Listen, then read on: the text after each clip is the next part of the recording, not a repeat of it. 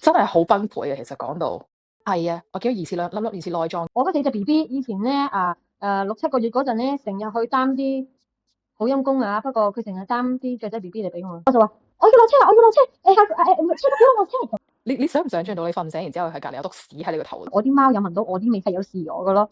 但其實唔關我事啊，唔係我殺佢㗎。歡迎嚟到貓毛滿天飛，就咁啦。OK， 好，入正題。今日講乜？貓。因為點解咧？因為咧，你屋企真係好多貓。10隻還好啦。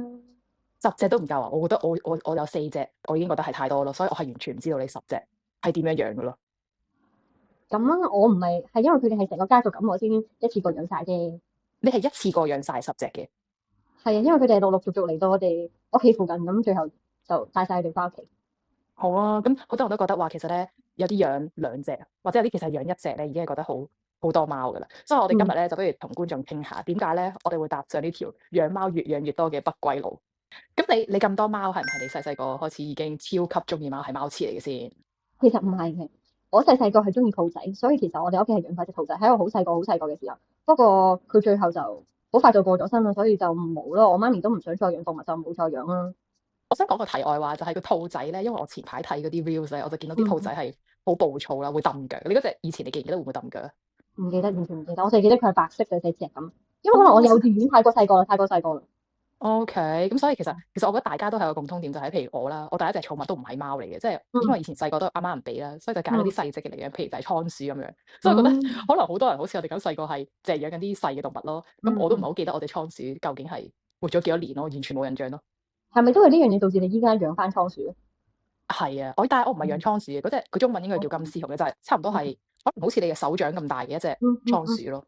咁好啦，你以前養兔仔嘅，咁點解會無啦啦轉咗嚟養貓咧？首先我想講一個前面嘅故事咧，就係點解我會知道自己原來好中意動物，其實都有個故嘅。就係我中學嘅時候咧，有一次我同我媽咧搭車出去食飯，咁我哋搭嗰架小巴就出去啦。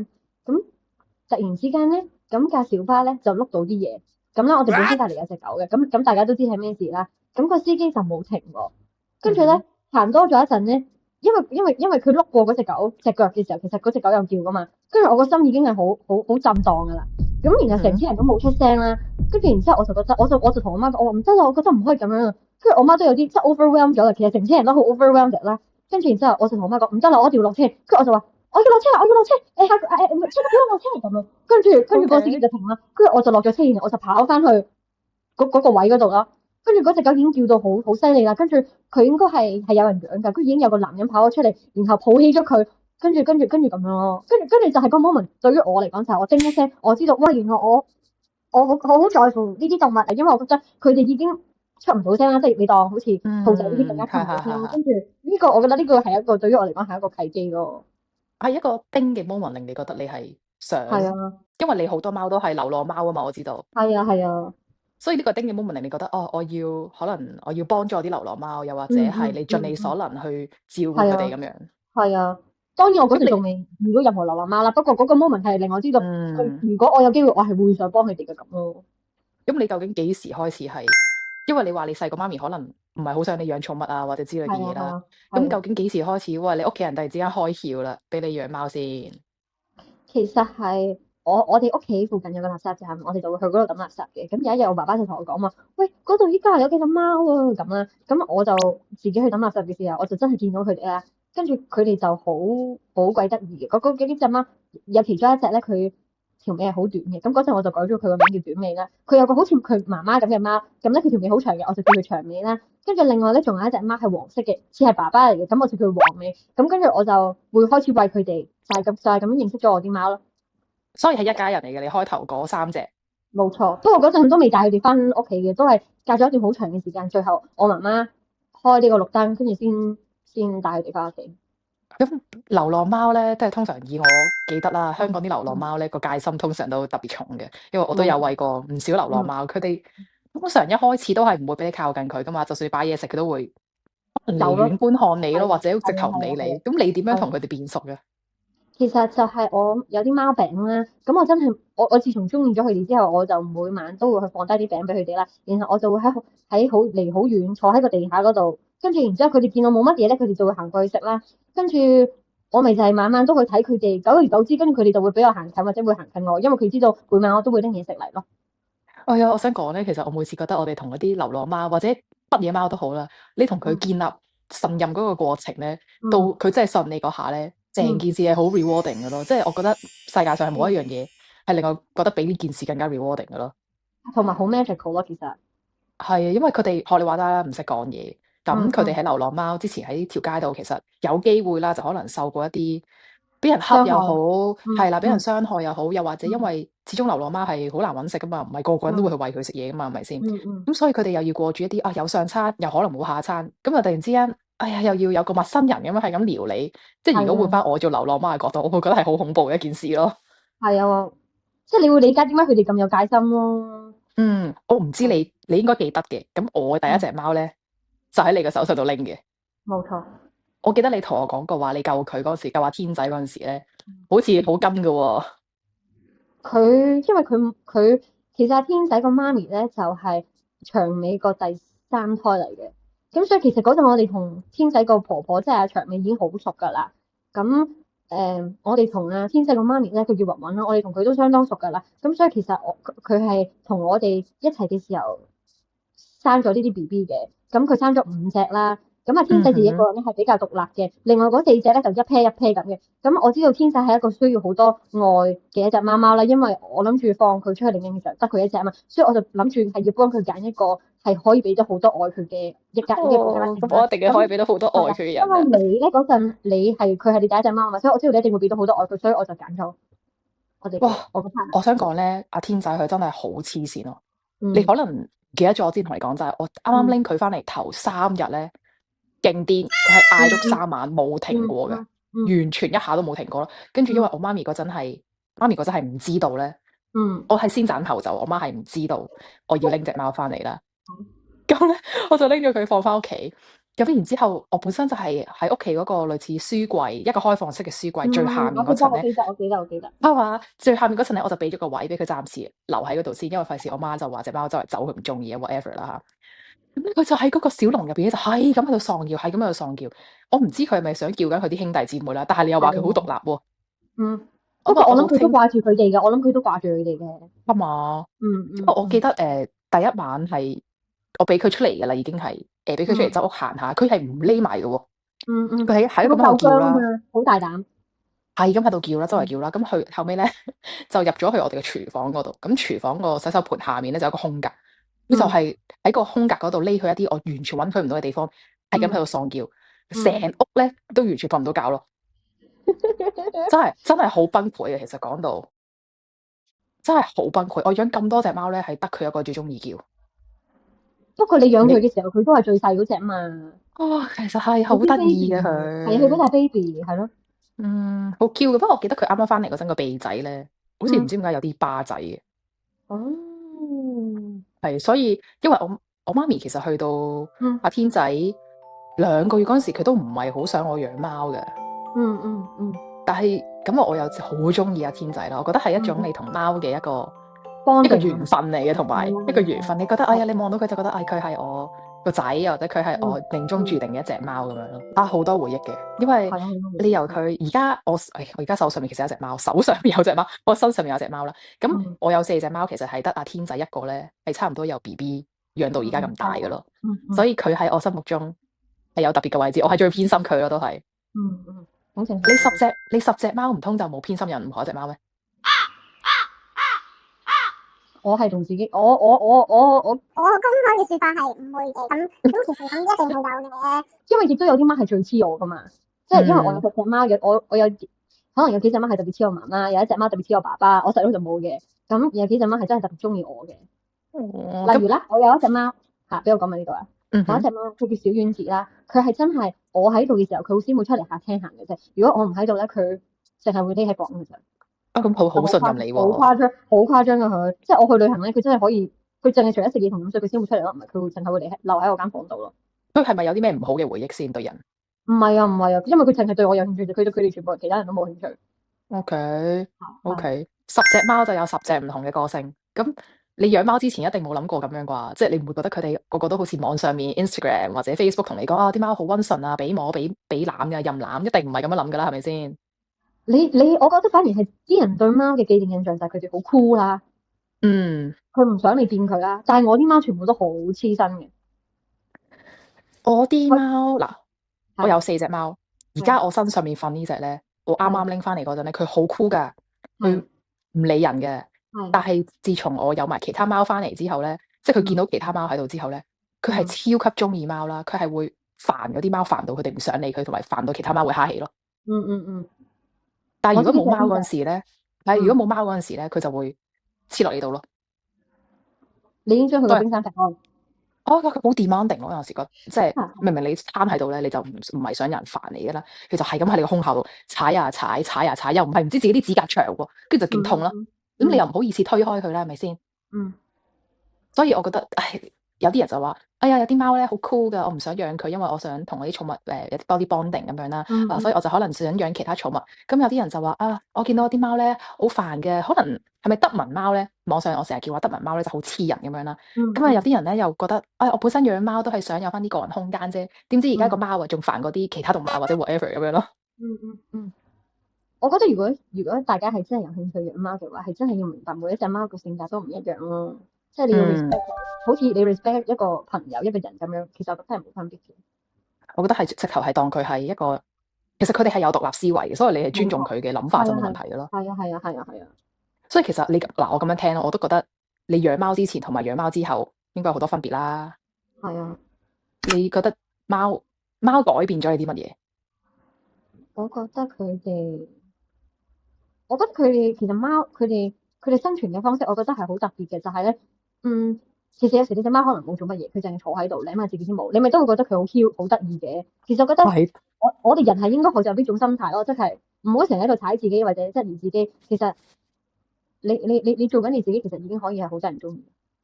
係咯，因為我唔知呢個諗法合唔合理啊嚇？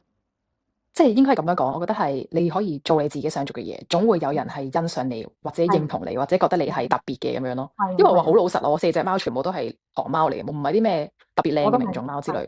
但係喺我眼中咧，就可能情人眼裏出西施，我覺得佢哋就係最得意嘅咯。冇錯，即係好似我睇你啲貓，我都覺得我啲貓先係最得意。唔係我咧，我就唔會話我隻貓即係其他人嘅貓冇我隻貓好嘅。但係如果俾我揀咧，我都係會揀翻佢哋4隻咯。係啊。但係我同你平時傾偈開咧，我就知除咗你心態上面有變化之外咧，我覺得你消費上面都十分有變化，同埋你嘅生活習慣係十分有變化嘅。十分有變化。你第一啦，我係一個冇錢性嘅人嚟嘅，因為咧，首先我幫我嗰10隻貓做絕育咧，你都知，如果大家養貓都知嗰度唔少錢啦。咁嗰度我全部都係真金白銀去俾嘅，所以我係冇乜錢啦。然後佢哋睇醫生啊嗰啲咧，都係自己俾，所以你係咪冇錢剩啊？真係有幾多使晒？我記得好貴㗎，你以前同我講過，我唔記得係邊次，我記得好似聽過係上萬嘅，係啊，係好黐線嘅。咁啊so far 啦，touch wood 啦，我隻貓最貴嘅一次手術費咧，就係大概3500港紙，呢個真係最貴一次啦。所以 touch wood 唔好有更加貴嘅出現。我希望佢哋健健康康。但係又咁講，我自己個人嚟講，使過淨係醫過一次病，使咗2萬蚊啦。但係我又覺得咧，嗰2萬蚊由佢真係病到好似就嚟死咁嘛，即係好虛弱啊，好似得翻半，可能真係得翻1/4條命嘅嗰個狀態，救翻佢變翻依家嘅健康。咁我覺得嗰2萬蚊係真係使得好抵咯。咁梗係啦，2萬蚊救條命翻嚟係抵嘅，但係即係無論你嗱咁講啦，我都唔係十分有錢嘅人，係咪先？咁啊，你叫我拎2萬蚊出去，咁當然都要，希望係佢係好翻㗎啦，係咪先？係啊。因為都唔係一筆話好細嘅錢，唔係搣出嚟，我完全係唔 care 嘅咁樣，又未到咁咯。但係我都會係非常 care 嘅貓，非常 care 嘅貓。我記得嗰次，我頭先唔係同你講話，我俾咗3500去做手術嘅。其實嗰陣時我俾啲3500咧，係俾我其中一隻自來貓咯。即係嗰陣時其實佢仲唔係我隻貓嚟嘅。佢嗰陣時嚟到我屋企門口，喺英國嚟到我屋企門口嗰陣咧，本身第一個禮拜嚟嗰陣咧，佢好大聲嘅，佢就係咁喵喵喵，咁咧又同你好自來熟喎，即係一入間屋咧，就匿喺個地下度捽下，又反個肚啊，又俾你摸，又煲水，你係絕對唔會覺得你第一次見到嗰隻外來貓咧會咁 friendly 噶嘛，係咪先？咁所以嗰陣時我下意識就覺得佢應該咧係有人養佢，或者係有屋企嘅，咁我就叫佢話你出去啦，你翻屋企啦。咁佢就差唔多1-2個星期咧係冇翻，即係冇再嚟揾我。突然之間過咗2個星期之後咧，佢就翻嚟咯喎。即係唔係翻嚟啦，就過嚟揾我啦。然之後咧，我就望佢依就係而家入咗，我唔知有冇入鏡啦。總之而家我面前有隻黑色嘅貓，咁咧佢就嚟翻揾我。咁我入到嚟屋企之後咧，我就見到佢個肚咧好奇怪嘅，唔知點解好似又凹又凸。我本身以為因為佢係女仔嚟噶嘛，我話佢係咪有咗 BB 咧？咁我就影相俾我另一個 friend 睇啦。佢就話睇落係唔似有 BB 嘅。咁然之後我又見佢坐喺地下度咧，就係咁舐自己嘅下體啦。咁就應該係有啲唔舒服。咁所以我咧當時咧我就我都話我唔理佢究竟係咪有主人啊，因為如果有主人嘅話，你冇理由放任你隻貓咁樣噶嘛，係咪先？個肚已經變形嘞噃。咁好啦，我就車咗佢去個獸醫診所，我就同佢講，我話呢隻應該係流浪貓嚟嘅。咁佢哋 scan 咗咧冇晶片啦。咁就話我就話，唔好理有冇晶片啦，你幫我 scan，你幫佢做下 scan，幫佢做下 check，睇下佢係咪有咩問題。咁就送咗佢去應該係做超聲波定乜鬼嘢，總之照咗佢個肚咧，就係原來佢呢隻貓咧冇絕育啦。咁就因為冇絕育咧，佢就會係咁發情定係 whatever 啦，咁就搞到咧有子宮速隆。你有冇聽過呢個 term？有。係啦，就子宮速隆啦。咁當時個獸醫就話好彩我送佢過嚟，因為如果唔係再過多2個禮拜咧，就應該係我唔知係究竟會病得好辛苦定點啦。咁我就話好啦，你安排佢做手術啦。咁我當時我唔知幾多錢嘅，但係咧我個心入邊咧我已經係 ready 咗，我話就算如果我要俾2萬蚊港紙，咁我都俾啦。咁但係好彩就係去到做手術嗰日，因為佢幫我安排咗第二日咧就即刻做手術啦。咁我就問要幾多錢啊？跟住同我講350磅啦，即係3500蚊港紙左右啦。我當下咧，我個心係覺得平過我預期啊，好彩咯。但係咧，我就見到佢，因為我隻貓做完手術拎出嚟之後咧，哇，佢個樣係好迷糊嘅，佢應該係唔知發生咩事咯。係。咁就係因為佢冇晶片啦，所以就順便幫佢打埋晶片。咁同埋喺做手術期間咧，就幫佢絕育埋。咁所以其實我覺得3500蚊港紙真係好抵咯。因為佢由一個病殃殃嘅貓，去到一個好有活力嘅貓。係啊。隻腳病。咁跟住之後，你有冇再放佢哋出去啊？哇，好有爭議性喎！呢個話題真係要講啦，真係要講啦。我哋呢個唔爭議唔講啊，唔即係特登嘅啫。咁嗱，戴頭盔先。我以前咧係覺得貓係應該要養室內嘅，但係過咗嚟英國之後咧，因為有嗰隻自來貓嘅關係咧，佢係非常喜歡出去玩嘅。咁如果我韞佢喺屋企咧，佢係會發癲嘅，佢話係咁斬門啦，你會聽得出佢係非常 demanding 同埋 aggressive 嘅。咁所以當時我就話好啦，咁我就放養佢啦。咁我所講嘅放養咧，就唔係真係佢24小時喺條街度，我唔理佢嘅啦，戴頭盔先唔係咁嘅。咁通常咧，我就會譬如佢上出門口啦，嗰陣時未裝一個叫做貓門嘅東西嘅。咁我就會開屋企度正門俾佢，佢就出嚟玩咁樣啦。咁差唔多時候咧，我就會嘗試出去揾佢。但係咧，我發現佢好聰明嘅，佢認得自己個名啦，認得我把聲啦，同埋佢唔會去得太遠度玩嘅。所以譬如我出到門口，我喺屋企個花園度嗌佢 TT，即係佢個名啦。佢咧就會突然之間喺隔離屋嘅花園啊，或者唔知邊度就走翻嚟嘅。所以我就覺得其實如果佢出邊玩得好開心，因為你睇得出佢好開心，佢好中意同人互動嘅。譬如嗰啲鄰居出嚟，佢話佢會即刻去跳去同我哋玩啦。咁我覺得如果佢玩得咁開心，佢又識翻嚟嘅，咁我放養佢或者當俾佢出去散下心啊，散下風啊 whatever，其實係冇問題。加上咧，我住嘅呢一區咧，佢唔係話喺車路隔離啦，所以你係唔存在話會俾車親呢個風險先。係啦。咁呢個就係點解我開始咗放養我第一隻貓嘅故事咯。咁但係當然因為你開咗個頭，其他貓咧你就見到哇，佢有得出去玩，點解我冇得出去玩？咁就我可以開始裝翻個貓門。咁就俾其中3隻就可以出門口玩咯。但係當然都有啲 horror story 啦。不過講 horror story 之前，喂，你唔係淨係講我放養貓噶嘛？你同我都差唔多啫。我當年放養佢哋係因為我媽咪仲未話可以養佢哋啊嘛，所以佢哋仲係流浪貓嘅身份，但係我哋會去餵佢食嘢咯。不過都有一個好可以值得攞出嚟講下嘅故事嘅，就係咁咧。短尾佢有個妹妹嘅，即係就係長尾生第二胎啦。佢個名咧就叫做小糖果。咁佢係一隻三色貓嚟嘅。咁咧小糖果咧嗰陣我仲讀緊大學啦。小糖果有一陣咧就消失咗，可能1個半月咁樣咧。咁我嗰陣係未遇過啲情況啊嘛，咁個心係真係好難過啦。跟住我深刻都知道，其實可能係因為嗰排我太忙咧，即係陪佢陪得唔夠多，所以佢就走咗路啦。咁其實嗰陣短尾已經過咗身㗎啦。咁跟住咧，但係我夜晚咧瞓覺之前咧，跟住我就祈禱啦，我就同短尾講，我話你幫我帶佢翻嚟啦。今次我一定會好珍惜佢同佢一齊嗰啲時光，我一定會好好珍惜佢，我唔會再等佢覺得唔開心，我一定會對佢好好嘅。你帶佢翻嚟啦，我就咁樣，跟住我就喊啦，跟住咁樣祈完禱之後就瞓着咗啦。跟住咧我就發夢喎。咁我發夢咧就係我搭車，我就搭緊架小巴啦，搭緊翻屋企喎。我搭嗰小巴嘅時候，就好似喺個車棚嗰度見到短尾喎，咁我就突然之間就話唔該，我想落我有落啦咁樣，咁我就落咗車啦。哈，跟住我落咗車過咗馬路，跑緊去個車棚嘅時候咧，跟住短尾咧亦都跑緊過嚟啦。跟住咧，我哋差唔多到嘅時候咧，我細佬就嗌醒我啦，佢就話：姐，短尾小朋友翻咗嚟啦，小朋友翻咗嚟啦，就係咁，小朋友就翻咗嚟啦，跟住就冇再走過啦。哇！奇你係咪好奇妙就啊？即係真係真事嚟嘅喎。真事嚟㗎。即係點解你嗰個夢咧可以同現實接軌咧？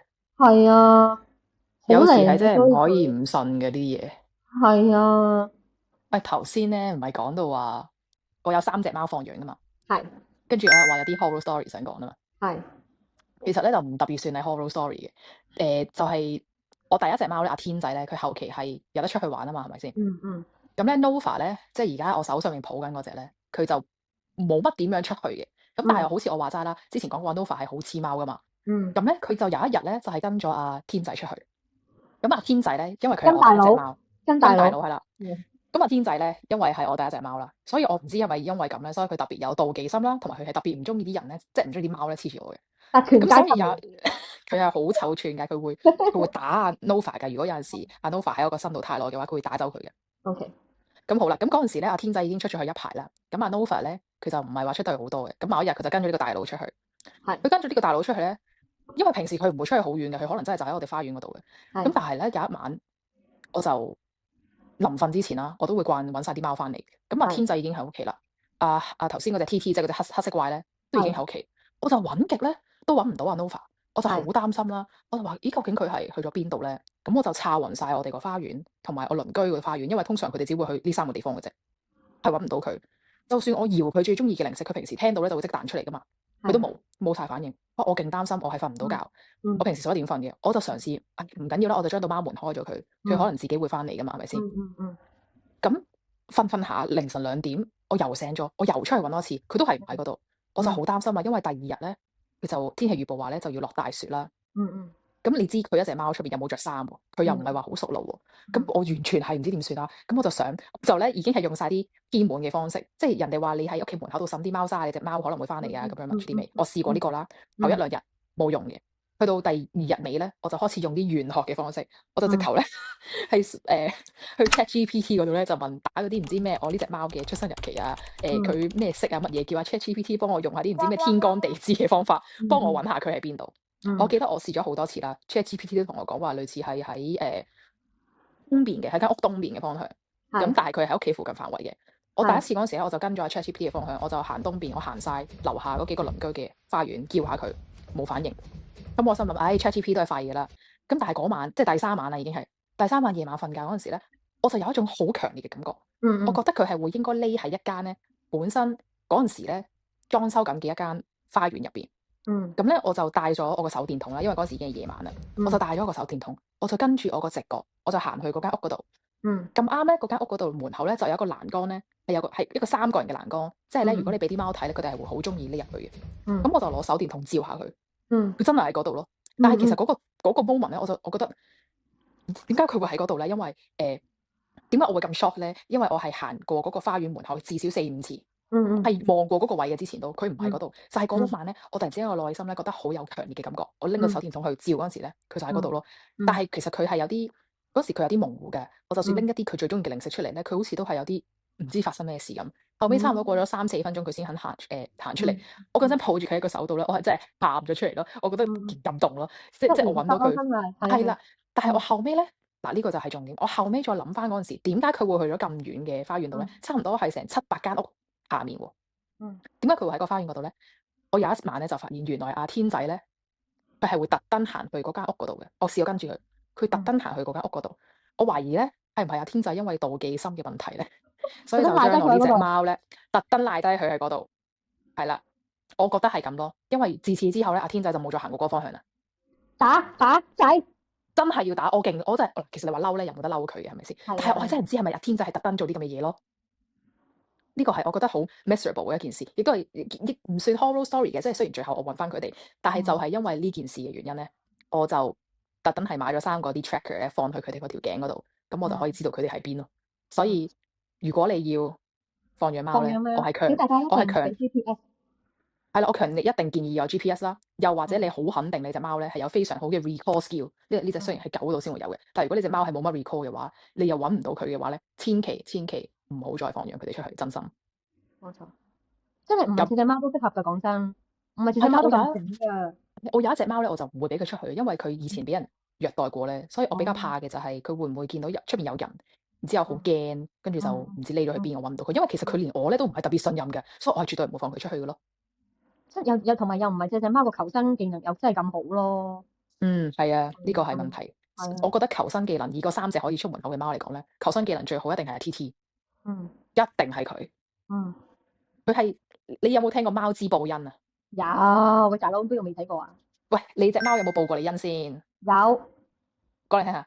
我嗰4隻 BB 以前咧6、7個月嗰陣咧，成日去擔啲好陰功啊，不過佢成日擔啲雀仔 BB 嚟俾我。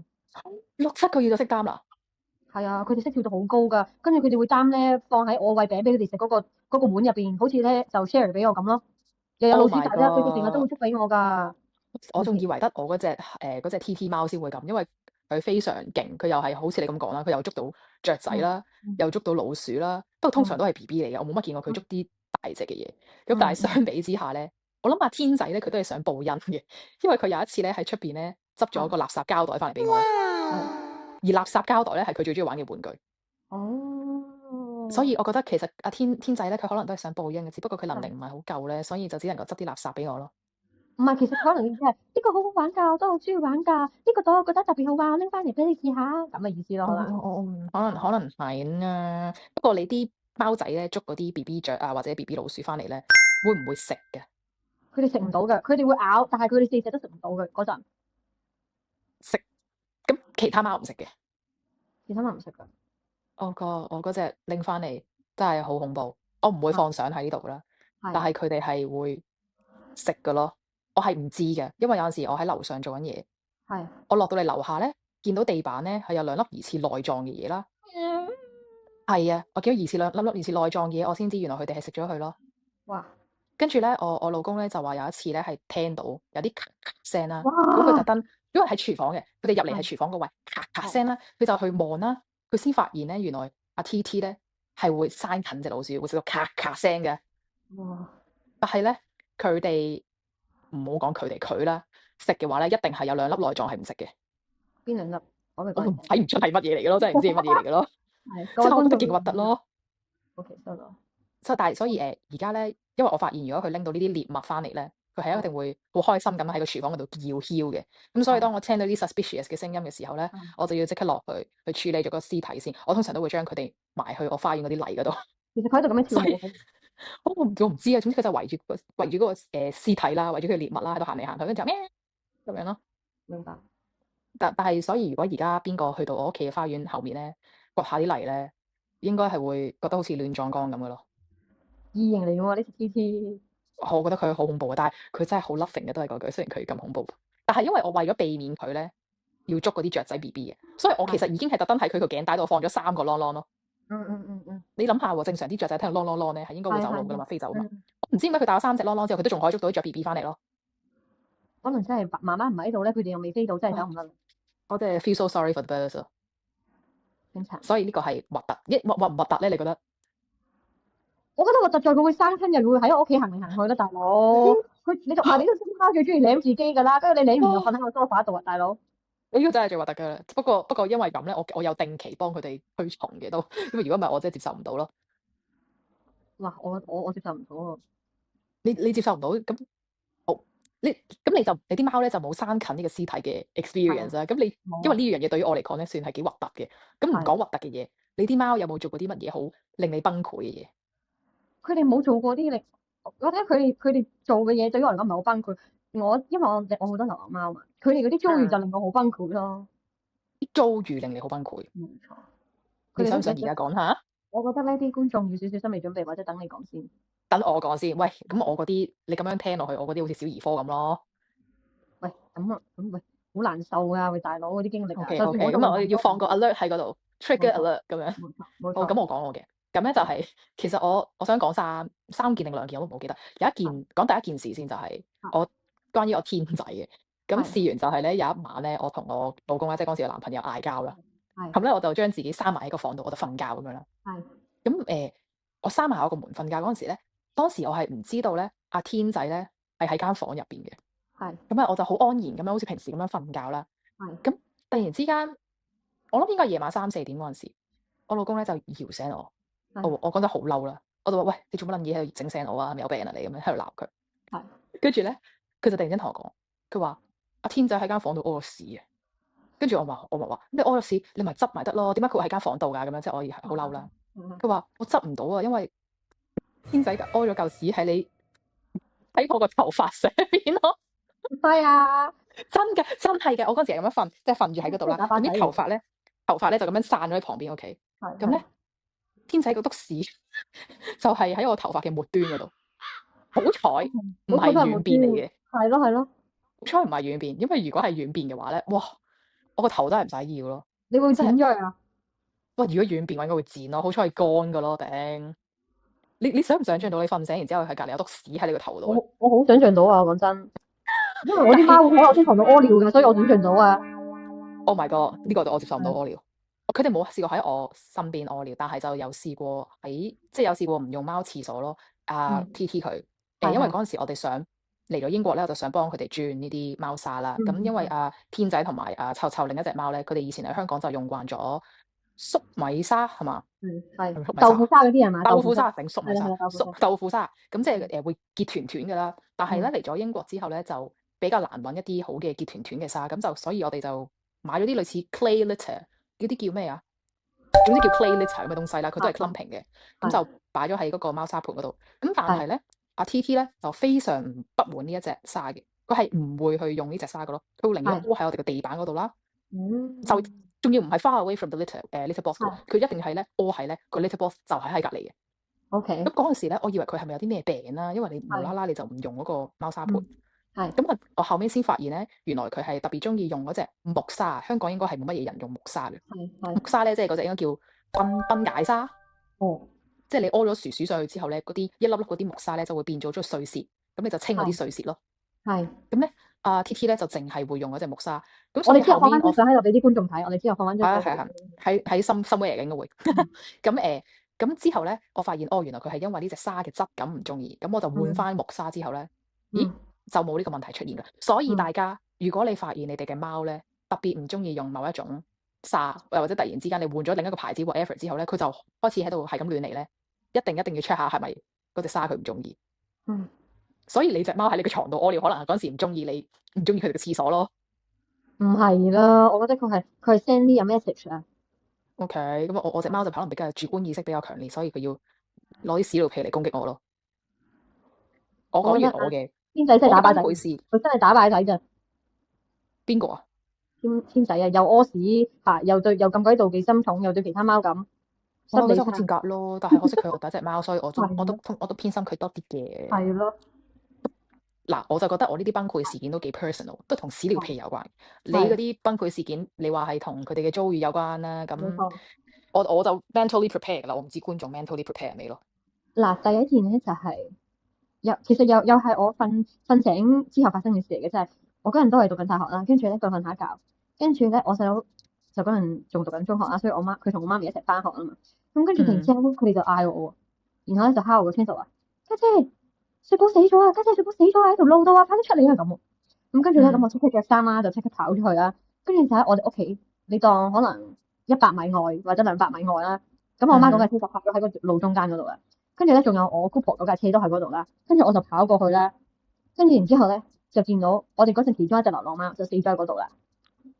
因為佢啲腸已經炸晒出嚟㗎啦。咁我即刻我姑婆就有個有個箱仔，咁我就抱咗佢落個箱仔度。咁我媽咪就帶咗細佬返學先。咁跟住我就帶佢返屋企咯。其實係好 sad 㗎，好衝擊咯，同埋因為你唔好講話係自己貓啦，我有陣時上網見到即係養咗貓之後啦，上網見到人哋 share 話自己隻貓過咗身，咁佢分享下自己啲情緒嗰陣時，其實我 relate 到咯，跟住我就會想像到話，譬如如果而家係我隻貓嘅話點，咁然之後我就會開始流眼淚咯。係啊，跟住因為呢隻貓sorry 啊，因為呢隻貓同我媽咪係超級 friend 㗎，最後佢咁樣過身真係好慘咯，即係對於我媽嚟講係好大衝擊咯。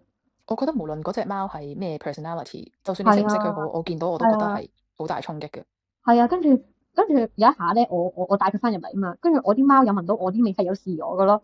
嗯哼，但其實唔關我事啊，唔係我殺佢㗎。跟住之後，同埋好傷感嘅就係你要打電話去嗰啲貓貓嘅善終公司咧，咁你同佢講哈，唔該，我哋今日會帶隻貓嚟，今日有冇位啊？即係都好傷感咯。係，你點樣即係我諗可能大家作為寵物主人啦，毛孩子嘅父母啦，應該都要係準備即係要學習點樣去處理呢個悲傷或者傷感。你有冇啲咩可以教下我哋咧？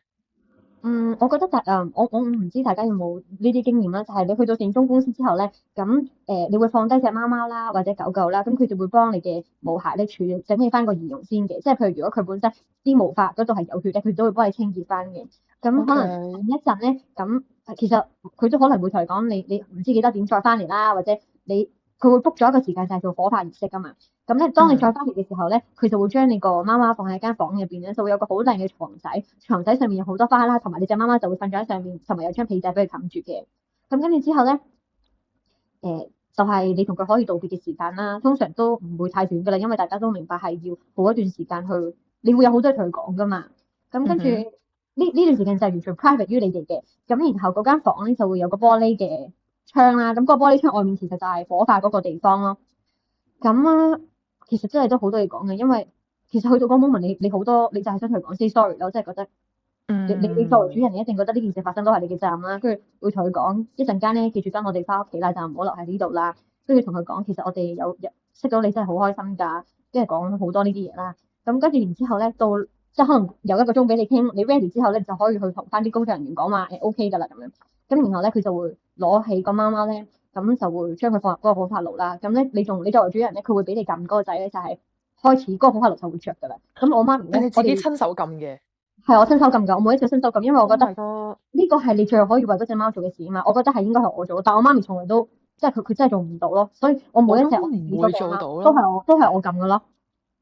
我覺得你即係我覺得就係其實我就咁聽咧，我都已經覺得有啲鼻有啲酸酸地咁。我覺得你要係啊，撳嗰個掣嗰個 moment 咧，係係啊，因為你自己係覺得，哦，我呢一刻我就要斷開我同我隻貓肉體上嘅聯繫啦，你明唔明啊？即係嗯，係一樣正常人啦，我有經歷過，但係唔係貓，係一個嗯正常人，我覺得係最難做到呢樣嘢咯。你要即係嗯，好似親手了結呢段關係咁咯。係啊，係啊，係啊，我係做唔到嘅，我做唔到嘅。我當時我呢度英國有養一隻倉鼠，我係養到佢差唔多歲半嗰陣時，我都要嗯送佢去寵物善終啦。咁嗯我嗰陣時喺嗰個好似你咁講有個 separate 嘅 private room 入邊咧，你要同佢 say 嗯 sorry 或者講嘢嗰陣，嗯我已經係講唔到嘢，我覺得好傷心。我嗯講唔到嘢，我就同嗰個人講話，我話我唔想見到佢俾嘢燒啊！你可唔可以你幫我撳掣就算啦咁樣咯，因為你諗下，就算一個咁細嘅寵物，即係雖然佢細啦，但係佢對於我嚟講都係好 meaningful。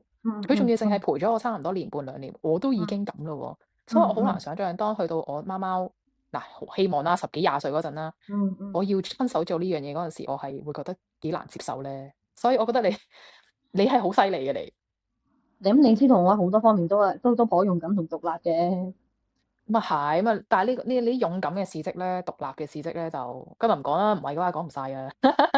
不過我都想講咧，其實比你想象，即係人咧係燒好耐噶嘛，但係其實貓嘅，嗯哼，因為佢細隻咧，其實好快就燒完噶啦，就剩翻排骨噶啦。嗯哼，我唔係啊係啊。想知啊，我聽到都覺得好心痛。不過當然你知唔知咧？喺而家我手上面咧抱住隻貓咧，我就覺得更加嗯更加傷心咯，諗係到呢樣嘢。啊。不過咧，佢之後會幫你磨成粉咧，咁都會可以整翻做一啲 accessory 係可以戴喺身嘅。你有冇整到啊？我冇整到。我都冇，就咁嗯，放咗喺即係攞個靚啲嘅樽仔放咗喺屋係啊係企。啊係啊係啊係啊。咁養貓，我哋講咗好多啲回憶啦，有開心啦，有崩潰啦，有核突啦，亦都嗯有唔開心或者你覺得好傷心啊，或者好distress 嘅 moment 啊。你覺得你揀多次，你係咪都會養咁多隻貓咧？或者你會唔會再養貓咧？我一定會再養貓，但係會唔會會再養養咁多隻？十隻貓？我覺得我可能都會再養咯，因為我覺得首先啦，你自己能力唔係唔許可啦。如果有時真係你見到嗰隻貓話佢真係冇，即係如果冇人接咧，就會俾人拍㗎啦。咁我諗我都會幫手咯。我覺得我哋兩個係比較emotional 嘅，即係我唔係一個特別理性嘅人。我見到譬如我去旅行，見到一啲貓好慘咧，我會盡我所能去幫助佢哋。呢個我可以分享 experience，就係有一次我去馬來西亞旅行咧，我同我媽咪啦，我哋一家人去旅行啦。咁經過一個地方要避雨嗰陣咧，係我哋就匿咗去個橋底度。咁咁啱咧，就見到有個貓 BB，我諗佢可能只係6個禮拜大左右，我估計啊。佢隻眼係擘唔大嘅。貓媽媽咧亦都唔喺旁邊嘅。我哋等咗好耐，即係等咗差唔多1個鐘咧，都冇貓媽媽嘅身影嘅。咁但係嗰陣時嗰個 BB 已經係學我話齋啦，隻眼係擘唔大啦，佢成塊面咧濕立立嘅，好似有啲流膿嘅感覺啊。咁我又見到佢耐唔耐咧，佢就會行去某啲雜物嘅後面咧，好似係做緊某樣嘢咁樣啦。我就行過去睇，我就發現嗰度咧係有一隻雀仔，一隻好大嘅雀仔。咁嗰隻貓 BB 咧就嘗試去食嗰個雀仔咯。咁我就覺得可能係唔係貓媽媽抌走咗佢咧？因為淨係得翻佢一隻，係冇其他人喺度嘅。咁但係嗰陣時我喺馬來西亞，我冇理由係將佢帶去我住酒店嘅地方，又或者 whatever 啦，因為我嗰晚我就要飛啦。咁我媽咪咧都好唔捨得嘅，咁就同咗佢去最近嗰個寵物店嗰度咧，我哋就買咗啲罐頭俾嗰隻貓食，頂住檔先啦。咁但係咧，我係一直個心咧我都好難受啊，因為避完雨之後我哋要出發啦嘛，我又冇得帶佢，身邊又冇紙箱喎。咁我個心好難受，見到佢咁慘。咁所以我咧嗰陣時係喺 Facebook 嗰度咧就入咗啲馬來西亞嗰啲 group 啦，嗰啲救貓貓嗰啲 group 啦。咁我亦都喺 Instagram 上面咧就聯絡咗好多唔同喺嗰陣時嘅 Kuala Lumpur 嘅嗰度聯絡咗好多唔同嘅救貓機構啦，但係佢哋全部咧都話係冇 capacity 啦。咁我可以做嘅咧就係我用我個 Instagram 去 post 一個 story，就話需要人救貓，咁就話個地址俾佢哋聽，咁佢哋就會幫我 repost 啦。咁嗰日 repost 咗之後咧，其實係冇人覆我嘅。咁嗰晚咧我都真係頂唔順，我就再去都睇多一次嗰隻貓貓啦。嗰隻貓貓仲係一個人喺嗰度嘅。咁我就我覺得係好困擾我。咁但係我又嗰陣時真係無能為力喎。然後去到第二朝我一起身，我就見到我手機有個 message，咁啊有個馬來西亞嘅人咧，佢就 message 我問我嗰隻貓貓係啦，嗰隻貓貓咧有冇人救啊？我話冇啊，冇人救啊，你可唔可以去救佢啊？因為我真係今日我要飛啦咁樣。佢就話 OK 冇問題，去救佢。我係真係到而家我都有同佢保持聯絡，但係嗰刻我係真係覺得。呢個係我回憶唔起我嗰時咩感覺，但我只係覺得我個心好似放下咗心頭大石咁樣咯。咁嗰個人就送咗嗰隻貓貓去獸醫啦。咁啊好彩咧，其實嗰隻貓貓係冇乜特別毛病嘅，只係可能有啲缺水啊，或者有少少小毛病啦。係啦，咁就最後嗰隻貓貓係需要住咗3日醫院咁樣。咁而家咧就嗰個有心人士咧就收養咗佢咯。咁所以我覺得我覺得就算我第時係。我如果有得再揀啦，我就算係唔親自去，即係好似當佢哋寵物咁樣養貓，我都係會應該係做嗰種救助啲貓貓嘅人士咯。所以我覺得而家諗翻起，我真係覺得，如果中咗六合彩嘅話，即刻開嗰啲救貓場係嘛？冇錯。所以我諗翻起就覺得，我唔知大家去旅行嗰陣時會唔會有遇過呢啲見到貓貓啊，好心痛啊，咁又想盡一切能力幫佢，然後你又見到你就算做咗呢個咁微細嘅動作、咁微細嘅行動嗰陣時，其實原來係對嗰個貓嘅成個人生咧、成個貓身咧係有好大嘅改變嘅咯。係啊，生命影響生命就係咁。今日我哋都傾咗好多關於我哋啲貓嘅故事咯噃。我講到口水都乾啦，我想講。你冇見到係咁偷飲水咩？我睇唔到啊！呢嚿嘢遮住咗。我真心咧，我真心冇 expect 我哋可以講到咁耐，因為始終我哋日日即係都成日傾偈啦。但係點知原來咁多嘢我都冇聽過嘅咯。係。如果大家都有啲咩貓貓嘅故事想同我哋講，歡迎你留言咧。我希望係有人睇，所以我唔知第一條片其實有冇人睇，可能其實冇人睇嘅，得我哋兩個自嗨嘅啫。係。唔緊要。喂，幾點啊？你嗰邊？好似5點半嘞噃。5點半，你啲貓唔叫你餵嘢食咩？係啊，冇錯，夠鐘要餵貓咯喎。咁我哋今集咧就傾到呢度先啦。貓毛滿天飛唔緊要，最緊要幸福都滿天飛。下集見，拜拜。